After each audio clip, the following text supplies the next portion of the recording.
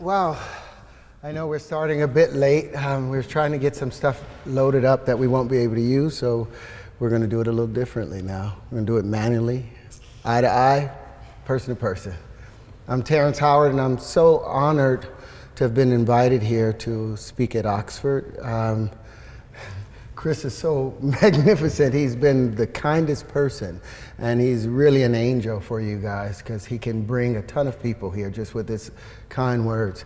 How many of you are interested in acting? None. Great. Maybe a couple of y'all. So, you know I didn't have any training as an actor, right? No?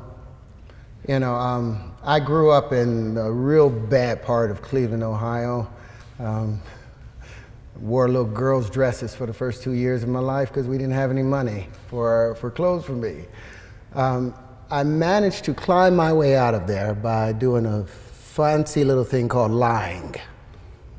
You know? You guys do any of that? Back in 1986, when I started working in this business, there was no thing called the internet. So when I put my first resume together, since I was trying to go and get jobs, I'd go and knock at doors and go and do castings, and nobody would take me seriously because I didn't have an agent and I didn't have a resume. So I put together a 3-page resume of all the projects that I wanted to do. And I put my name on them, starring in all these things, and that was my first resume. And it got me into the door, and as time went on over the last 35 years, I filled up that thing, so it's no more lies on my resume. It's all truth. But it wasn't lies then, it was what I was going to make happen. And that's what I want to say. Most of what you are trying to accomplish today or tomorrow is the same thing you were trying to accomplish 20 years ago. You're the same person that you were then. If you lose that little spark that kept you motivated, that little piece, like this is my vocation. I love acting half the time, but there's some downfalls of it. You know, a lot of actors end up with personality identity crisis and conflicts because you have so many characters you're playing. And if you really commit to the characters, you become like a piece of clothing. And your body becomes what they put on. And the character has a tendency of wanting to own you. They don't let go. What you saw in Anthony Hopkins and Hannibal Lecter, that monster lives in him. That's why we believed it. He had to tap into something very ugly in our human nature sometimes. And as an actor, sometimes I tap into beautiful things. But like with Lucius, and the character I play with Lucius, his life is filled with turmoil. So 90% of the day I'm walking around carrying his turmoil and also the turmoil from me and my own family. And then how do you have time to really bring yourself back to who you are? Because that's the most important thing. That's the thing that's going to bother you more than anything else. You will look at yourself one day and you won't know who you are because you don't remember who you were. You know, sometime a long way, or maybe at 13 or 14, we let go of the little person that kept us going.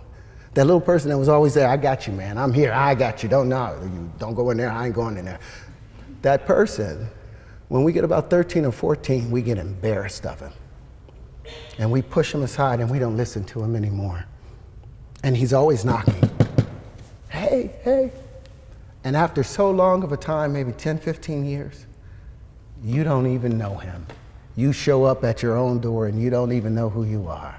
Your family doesn't know who you are. So it's important, no matter what you do, no matter what challenges you go through, you remember who you are. You may think you've been here for 20 years on this planet, but we know that energy, it is forever. It doesn't die. It continually recycles itself. So you know that you've been a trilobite 350 million years ago, or some part of it. Some parts of you were part of a pterodactyl. Every one of us have been a part of everything in this universe. So if we tap into those things in ourselves and remember those things in ourselves, we have that power. Now, my vocation has been an actor, and I've loved that. I've been able to take care of my family as an actor, but that's never been my passion. I was an actor because it was like Jesus walking on water for tips, because he could do it. That's what he did. It was a natural thing for him. I've always been an empath. I've always been emotionally connected to everything. But the thing that I was most spiritually connected to, that was my driving force, was physics. It was wondering how the universe really came to be. And I fell in love with this thing called the flower of life. You guys know Da Vinci? Do you know what he spent most of his life trying to figure out? Who in here knows the flower of life? Couple? I'm gonna get you something.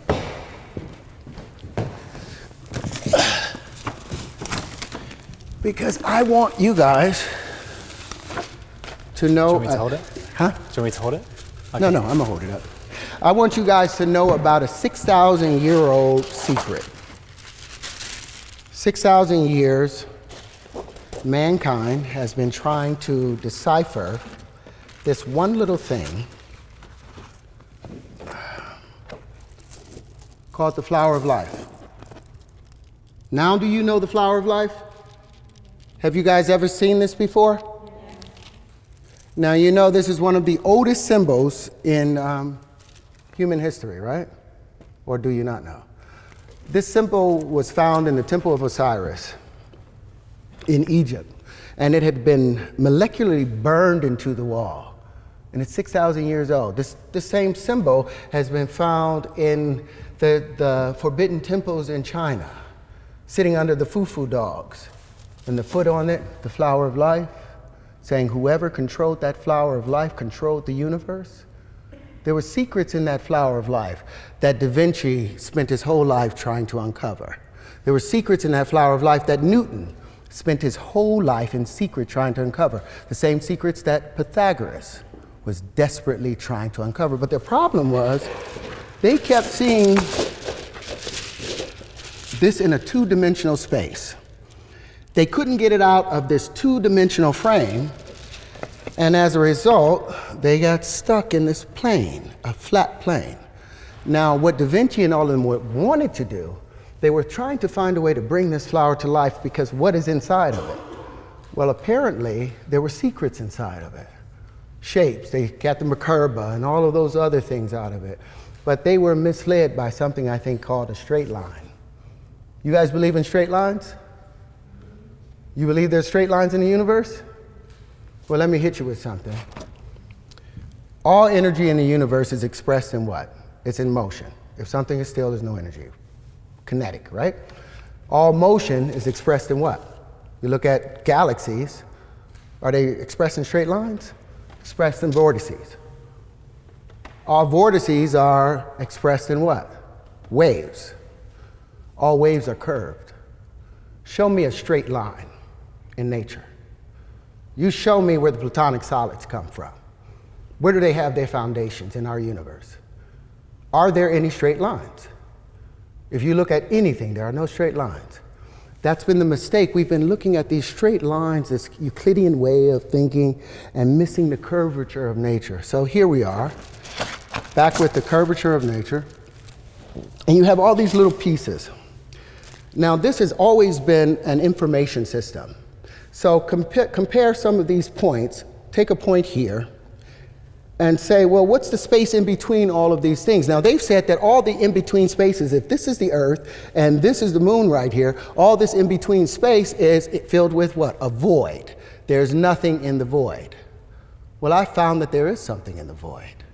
The elementary fundamental particles that they've been searching for at the CERN Collider, the Hadron Collider in CERN, I found that their energy signatures matched perfectly to some of the pieces that I was able to pull out of here. So I'm gonna bring some of those now. Do I have a minute? Am I good? Okay. Now, all of this was supposed to be on a projector for you guys. I don't have that. So what I do have is a bit of a Chanel bag, or an old Chanel bag, a box, as it were. And we're going to talk about a couple of items in here that are so hard to even express here. Afterwards, y'all going to have to just take a look at these. My God, I won't have the time to do it. I couldn't show you, but I am going to show you. I didn't come here not to show you. Now, whether you guys are able to express, understand some of these things, Lord help me. Get confused. What I've done is I've figured out about 7 different elementary particles, fundamental particles. And then there were secondary generational particles that seemed to occur. And when these things began to build up more and more, they began to create their own systems. And these systems is what I've brought to Oxford because I would like for you guys to examine them, put them to test. Because I bet you will find all the fundamental particles that they've been looking for in the unified theory of the universe. It's a big statement, but I've got a lot of stuff to back it up if given the opportunity to do so. But the flower of life has been opened, and when we get an opportunity, I'd love to show you some of these things. Can I go on? Yep, you good? I can't, without being able to show the pieces, it's a whole different monster. But all of these wave conjugations, all of these states of matter, all of these things, it's time for that to be changed now. We have changed all of our buildings to be aerodynamic. Our airplanes are no longer based on a two-dimensional Euclidean way of life, but our math is still based on a two-dimensional way. And I think in order for us to reach the future, we have to examine that. Do you guys know about loops in math? Do you believe in loops? Do you know the square root of 2? Do you think that's a loop? Do you believe that the square root of 2 is the square root of 2? Yes or no? Hands up, no? Hello? Oh, I want y'all to take out your phone for a minute then. We're gonna do one thing. Everybody got a phone? Put it on the calculator and turn it to the side so you can get all the long numbers out of it. Okay? Now I want you to put in 2 and square root it. 2, hit the square root. You'll get 1.414213562373.095, ... right? Now I want you guys to do me a favor, cube it. It'll see right over there, it'll be x to the 3. Can y'all do it? Have you cubed it? It'll see 2.828, 4271, 2174, 6190. Now that makes sense. I want you guys to do me a favor, divide it by 2. Got that number? Cube it again. Divide it by 2, cube it again, and I want you to do that until the end of your lives. And that number will still come up with 2.828, 4271, 2174, 6190. Any other number that above 2, that you put in and you cube and you square, cube and square and divide by 2, by the 6th operation, it has moved into an exponential number that you can't even imagine. Any number below 2 that you do that same operation with, it will go into an exponentially small matter and number. This is what we call a loop. It is illogical, it doesn't make sense, and it does not make math make sense. So these are some things that I'm bringing to the fore and that I would like to question. I would like to audit the math, the world of mathematics, and I would like to audit how we view the Platonic solids, because I think the new wave conjugations will tell a better story of how our world works. And that's it.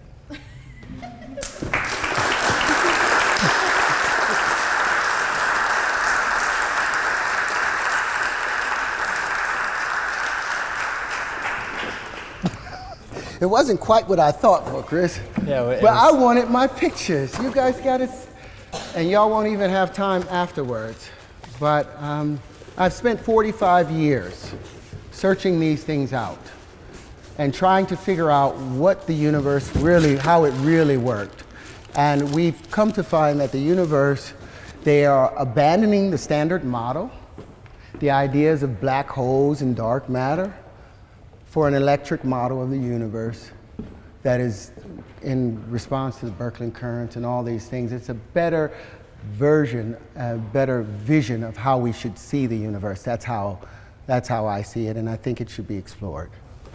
So just to add some context to this, Terrence and I have spent the afternoon together, and Terrence has showed me a lot of this and explained to my feeble mind basically what he's theorizing.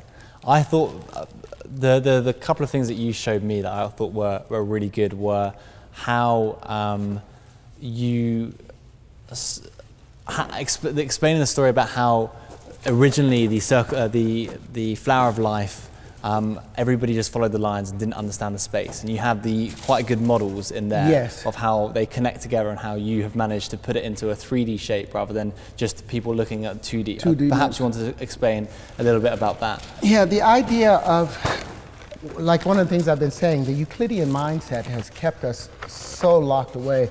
Like there's tons of paperwork of Da Vinci working on the flower of life and trying to unravel it. But every single existence, every single example, you see him making straight lines and trying to make these straight lines bend in, and therefore he was never able to open it up because the universe is curved, all space is curved. And as a result, what I was doing in trying to find these straight lines, I abandoned the idea of the straight line. The shortest distance between 2 points is curved space because you cannot force your way straight through space. Even electricity, as it moves from a southern plane to a northern plane, it always goes northeast in its direction. And magnetism, as it expands out, it goes southwesterly.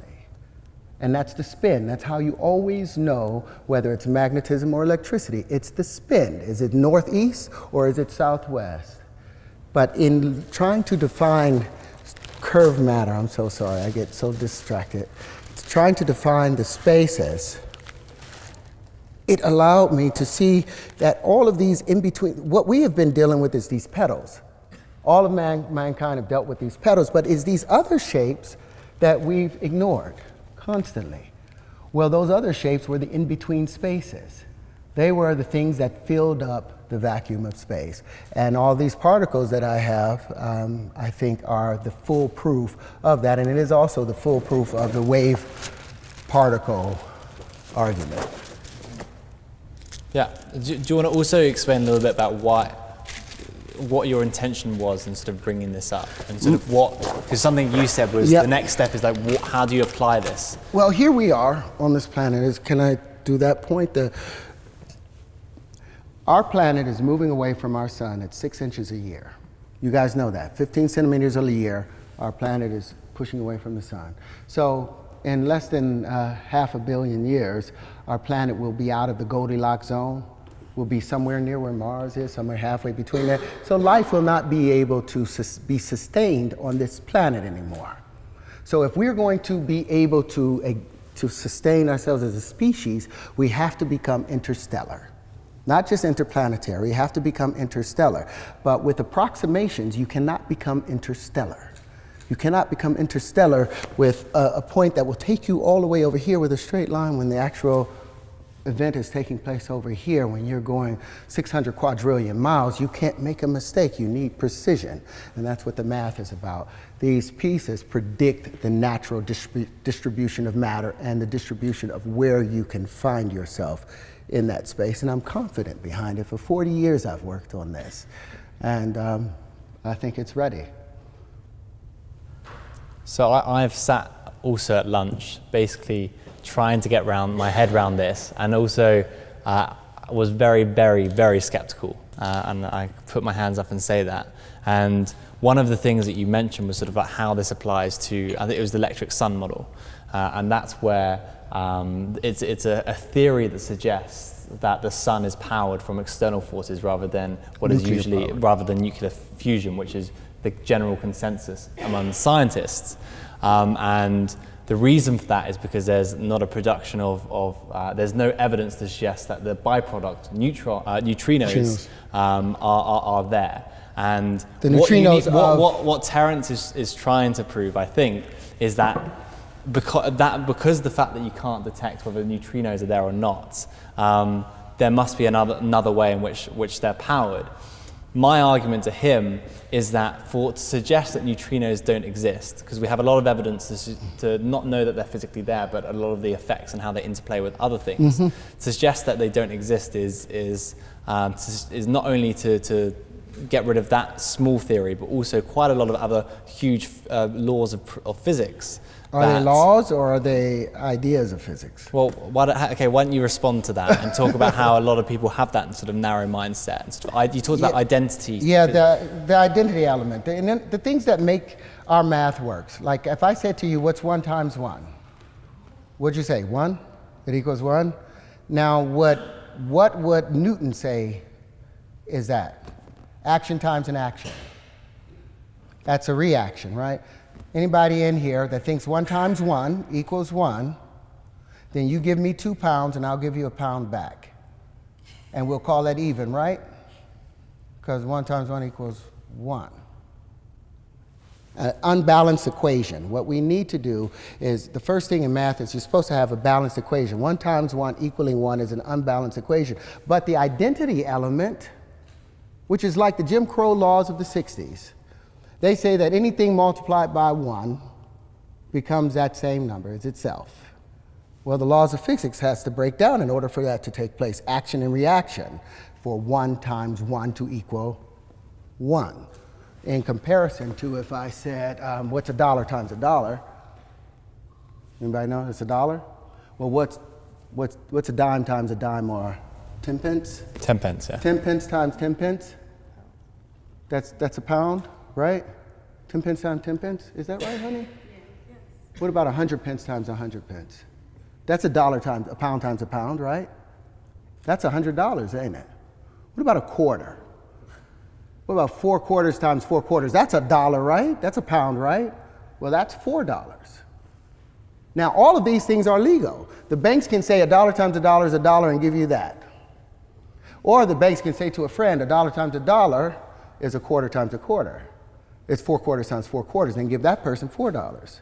They can say to another person, $1 times $1 is 100 pence times 100 pence. That person gets $100. So that money is generated. And this is all legal. Do you think it's not happening in the banks? This is what 1 times 1 equaling 1 has got us. This inconsistency of our monies and our economy is sitting in the balance. And the rest of our future is sitting in the balance because our science has been stunted as a result of the problems in mathematics, because math asks for the basic laws of physics to break down in order for 1 times 1 to equal 1. In order for 1 times 0 to equal nothing, laws of conservation of energy has to disappear. And math is the foundating laws of math is supposed to support the laws of physics. They are arm in arm. They cannot be in controversy with each other. So we need an audit on the Platonic solids, we need an audit on the square root of 2, and we need an audit on action and reaction. Or we either got to get rid of, we say 1 times 1 equals 1 and there's no action and reaction. One or the other, you can't have both. And until we make that change, we're in trouble. We're going to be stunted as a species. Great. Should we open up to questions from the audience? No, I don't want to talk to them. Come on. If you have a question, raise your hand nice and high. You can ask about the physics or the acting. Terrence is happy to. Yeah, let's start with He's you. a lawyer physicist. I'm an actor physicist. Thank you for coming. I just had a question about kind of acting and physics as well. Just like, I know that you said that physics was your drive and like how you are doing acting, and I just want to know like how you got academically like interested in physics itself, because I kind of feel like they're a little bit different, but I think that the bridge that you have between them are really cool. No, everything is based on chemical reactions. In order for me to become a character, I have to change my chemical composition of how I'm thinking, and as a result, that changes how I position myself, which changes how the heat is generated and transferred out in and out of my body. Everything comes down to chemistry. You know, so acting in physics, in physics, when two things are drawn to each other, it's because they are of similar charge. It's not positive, because they say negatives attract. But cold air drops down. Does it attract to the hot air rising up? No, it passes right by each other. Because negatives, opposites don't attract, it's positives that attract to each other. Two positives drawn to each other, two negatives discharge each other. So it's all about physics to me. It's all about chemistry, and it's how the physics, how another actor is relating to me. A slight change in his body language changes my tone. It's all physics. Okay, yeah. Anyone? Yeah, let's go to you. Hey, Terrence. My name is Carrick, and I'm originally from Atlanta, Georgia. And so earlier you mentioned about acting, and I just had a question about the entertainment industry. Being that I'm from Atlanta, everyone swears they're a rapper or that they can rap. Even my grandma said she was dropping a gospel mixtape. So that's dropping this spring, apparently. And so I have an older brother who actually wants to get into the music industry. And it got me thinking about Hustle and Flow. It probably wasn't as gritty as Hustle and Flow was, but he's really trying to get his name out there. And so my question to you is, what advice would you have for someone who's trying to break into the entertainment industry, whether it be acting or music? Also, I got a copy of his songs on here if you want to listen to it on the way back home. Well, you just said it right. You said break into the business. How do you break into something? Oh, well, enter the business if that. No, you had it right. Because they don't want you in there. Everybody else wants that job. They're trying to keep you out. So you have to break into the business. How do you break into something? It's a little cunning involved in that. And there's a little violence involved in that. It's aggression involved in breaking into something. So there's passion involved in that. And that passion is what's going to drive you wherever you're supposed to be. I can tell you, oh, go over to, to Fifth and Dunbar, and it's going to happen for you over there. It's not going to happen there. It's going to happen for you when you actively work in concert with your desires. So you want to be an actor? You don't go to Saudi Arabia. You got to go to LA or New York in the States, and you do your time there. And my thing is, I have no toleration for rivalry whatsoever. It's not black eyes and bloody noses for me. It's life or death when I'm in that ring. And that ring is the set and the stage for me. So I'm coming in there to dismantle you. I'm coming in there to take away any falsehood that you have, that you were carrying yourself with. I want to shake that up with truth, and to where you don't even know your lines afterwards, that you're just sitting there. So if you can't come in ready for life or death, you think it's a black eye or bloody nose, you will lose your life in that game. You go in there and you destroy them, and you break into the business however you have to. Great. Yeah, let's go to you in the glasses. Yeah, you. Yeah, you stand up. So my question is, when you go to play parts or decide on what exactly you want to play in a movie or a series, do you look for specific things in a character that you're going to portray, or do you just immerse yourself into the character and see how it goes from there?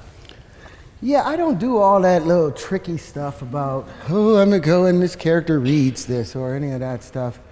You know me, I sit there and I try and look for what resonates with the character.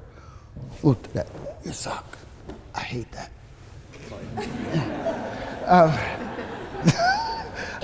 I'll get the other one. If the truth is in the character, if the character is written well, you don't have to do anything. All you do is have to sit there and say the words. And somehow in the words, just little bells, like playing Candy Crush, little things just pop up out of nowhere, and you're just doing it, and you get lost in it.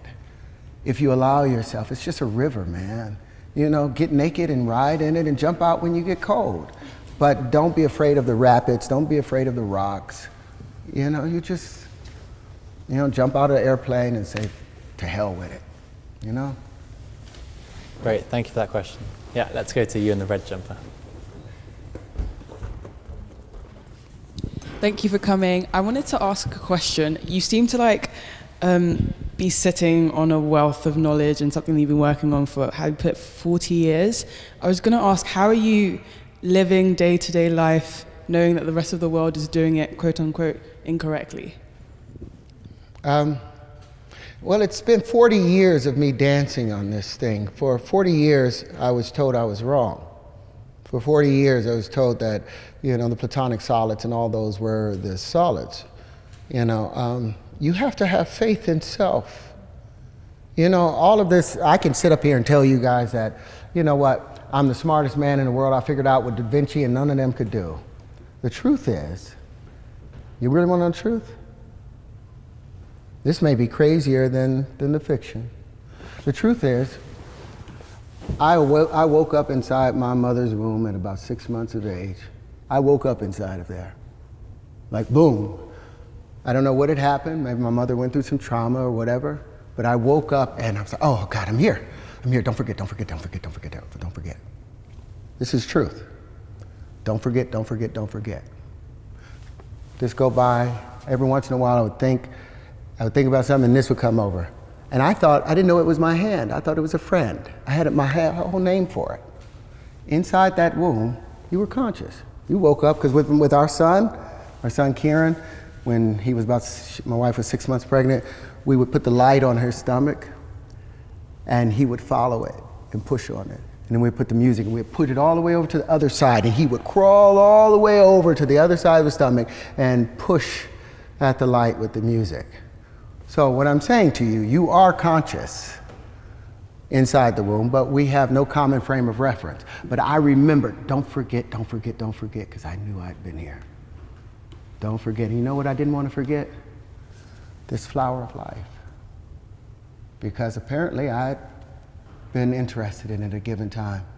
And I came out and I was born. The first thing I thought about when I was 5 years old, I was obsessed with bubbles. I was like, why does a bubble take the shape of a ball? Why not a square or a triangle?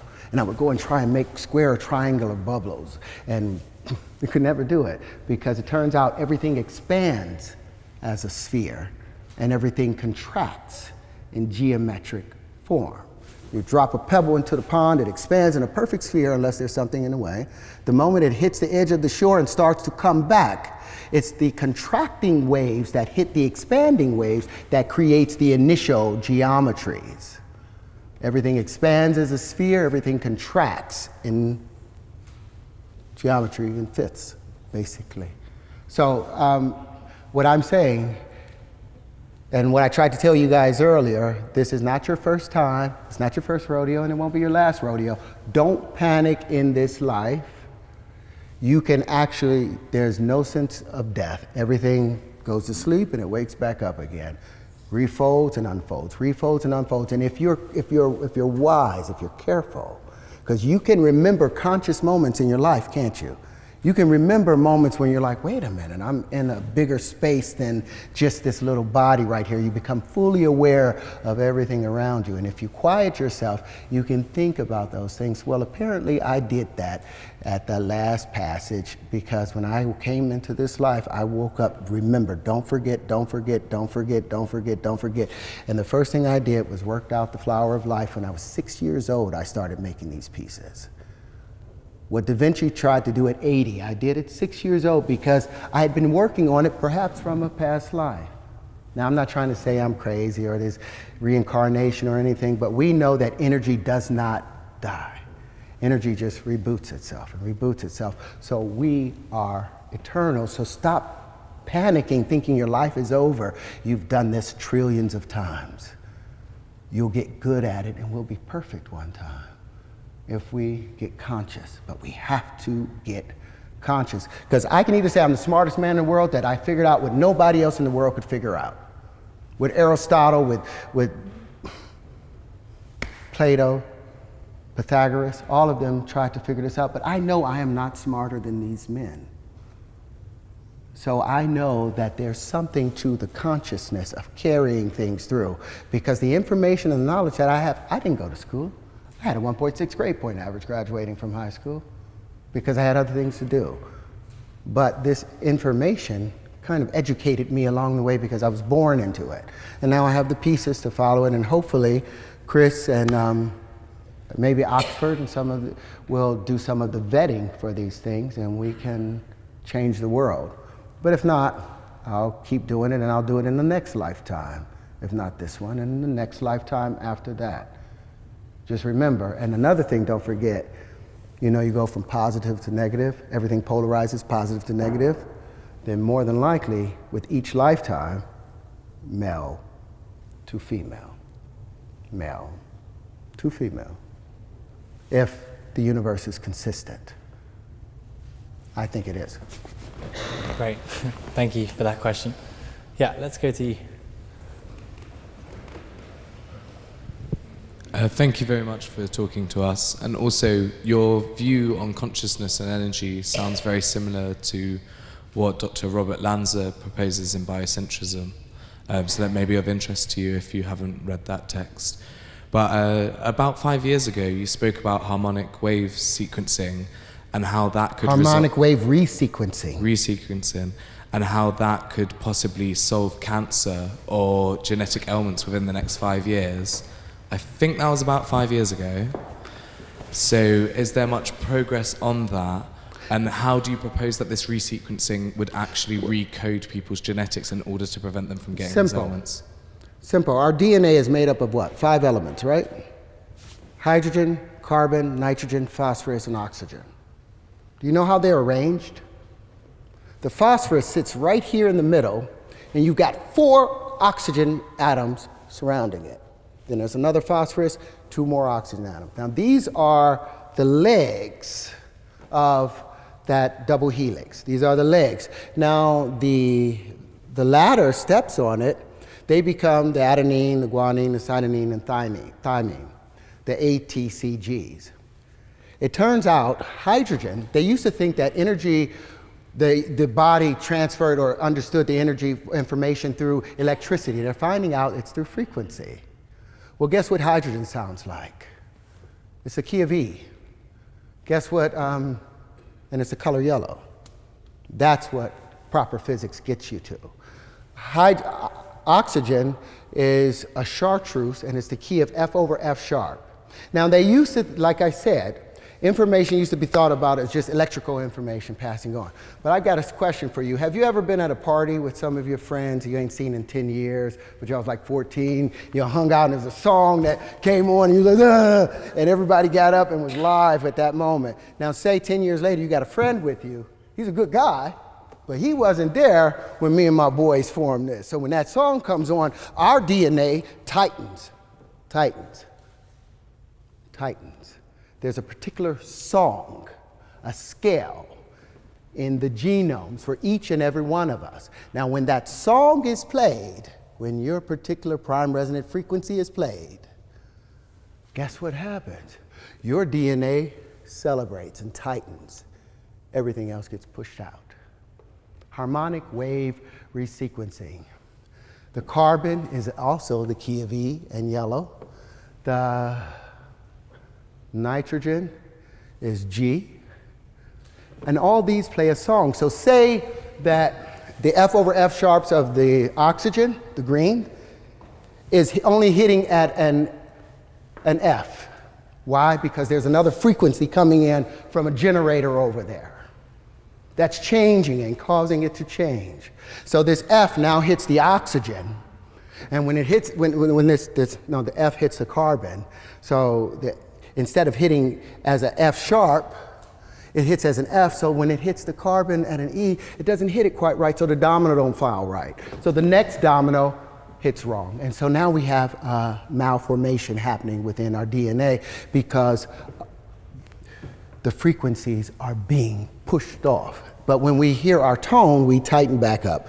So yeah, I'm in the process of building the harmonic wave resequencer with another doctor who has been able to successfully cure AIDS and cancer. And it's well underway. But I wanted you guys to understand how that works. It's so simple. You do not need to tear the human body apart when all you can do is use frequency to bring it back to its normal space. Great, thank you for that question. Yeah, let's go to you.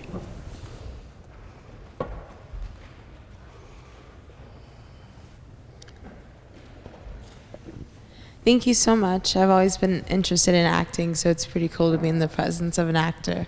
But my question actually has to do with your numbers theory.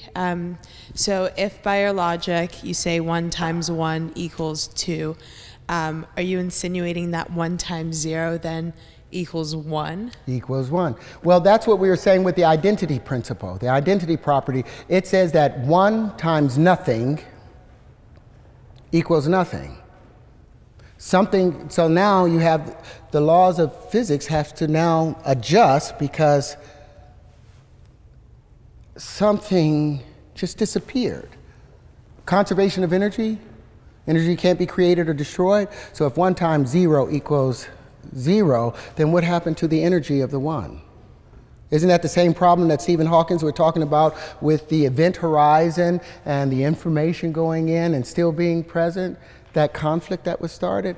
Well, that's because of the math. The principles in the math are not founded on truth. It's not founded on substance. The identity principle, anything times 0 is 0, and anything times 1 is 1. Where is that number? Where is that exemplified in nature or in universal phenomena? Is it? Do you see that? So then, are you saying that 1 times 5 would be 6? Yes. Well, what does it say in the associative and commutative thing? So you're if A and B proposing- are positive integers, it says if A and B are positive integers, A is to be added to itself as many times as is indicated by units in B.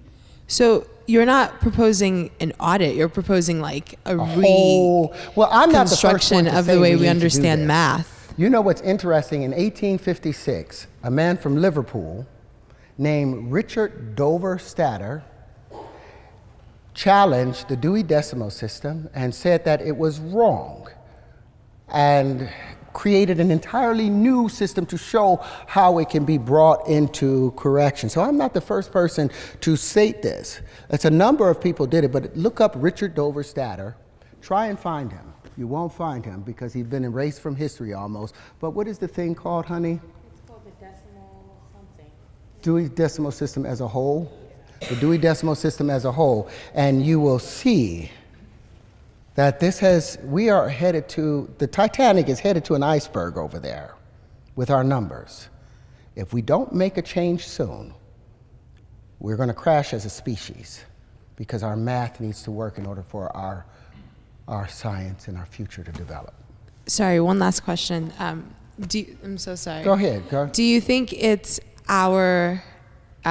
do you think that the reason that we have like economic crises, for example, is because we are not understanding our numbers correctly according to your theory? Well, I think we have an economic problem because we are the only creatures in this universe that use currency. There are no other creatures that use currency in order to exist. Why is it that we chose this strange thing that isn't even real? Other creatures, they drink water, they eat fruit, they eat other animals. We exchange with currency, and our system of exchanging with currency is flawed because of greed. There's not like if 1 times 1 equals 2, we've got an equilibrium of balance. 1 times 1 equals 1, you've got loss. When 1 times 1 equals 3 or more, you're talking about over unity and supersymmetry. And that's how you get the universe to work for you. Instead of using just the solar voltaics off of it, you also use the piezoelectric effects of it. You use other things to make greater unity. But 1 times 1 equaling 1, when it could also equal a pound times a pound equaling a pound, when it could also equal $4 or $10 or $100, does that make sense to you? Do you think the banks are abusing that? What's a quarter times a quarter? If I ask anybody in this room, what's a quarter times a quarter? That's 25 times 25. The computer will the calculator will tell you it's 6.25 cents. But we know 25 pence times 25 pence is 625 pence. That's 6 pounds and 25 pence, but the computer or the banks only have to give you 6 1/4 cents reference for it. Or let's say you put a dime times a dime. Go ahead, let me get this out. Say you take a dime times a dime. You put that in your calculator, it says 1 cent. 0.10 times 0.10 is 1 cent. But we know a dime times a dime is a whole dollar. But the banks gives us money based on that evaluation. Is that fair? And I might get shot about talking about this right now, but I've got a book coming out called Does a dollar times a dollar equal a dollar, or does a dollar times a dollar equal $2? And in the process, not only do I explain the death of the Platonic solids, but I also introduce the new Terrence wave conjugations that replace this Euclidean way of life and gives us a three-dimensional way of seeing the world. That's what I'm saying. Do you want to see the world in 2D or do you want to see it in 3D? Thank you. Because our math right now is 2D.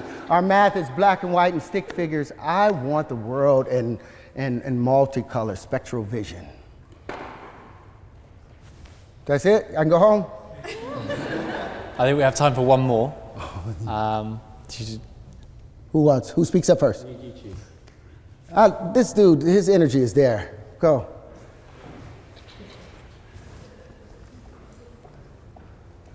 Strong energy too, man, but. You said that a dollar times a dollar is $2? Huh? You said that, say, a pound times a pound is £2? A pound times a pound should be 2 pounds. Yeah. If action but times when action. you multiply those two things together, you get a pound squared. A pound squared, yeah. Like the unit gets squared as well. 1 squared. Say that again. Will you use the mic? So I can hear you. So you're saying 1 pound times 1 pound is equal to 2 pounds, but it's 1 pound squared, which doesn't make any sense because you've got a squared unit. Squared. 1 pound squared. You can't. Can you divide pounds? Can you divide money? If you can divide it, you can multiply it. What, a pound times a pound?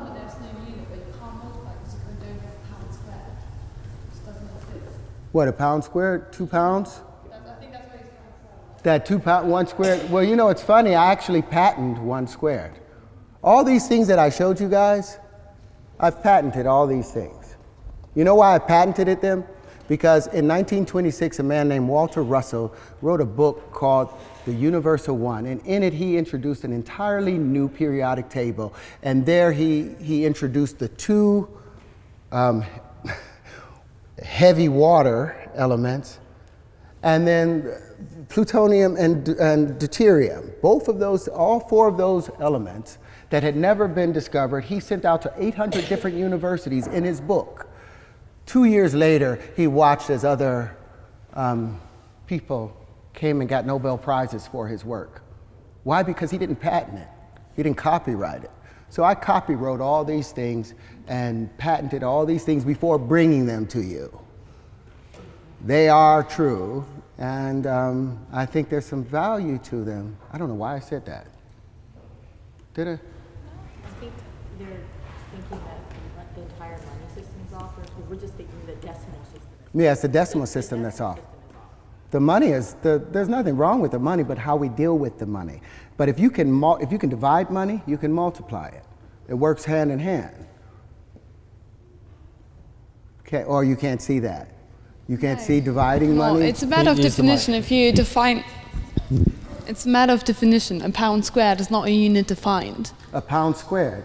If you multiply by mathematical convention, if you multiply 1 pound by 1 pound, same as if you multiply 1 meter by 1 meter, it should be 1 pound squared or 1 square meter. It becomes 2. Why does it become 1 pound squared is 2, isn't it?